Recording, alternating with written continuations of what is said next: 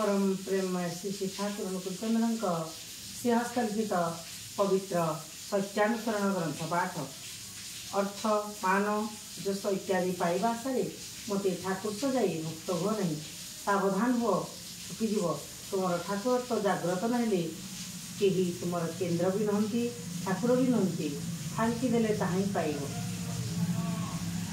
सावधान माँ को मागी भावी मर नहीं। प्रत्येक माँ ही जगत जननी प्रत्येक झील ही निज मार विभिन्न रूप एहीपरि भाजवाक हुए।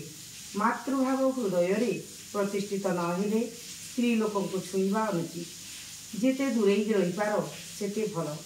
एहीपरि मुख दर्शन न करिबा आहुरी भल। मोर काम क्रोधादि गला नहीं बोली चित्कार करे केबे हेले सेगुड़िक जाए नहीं।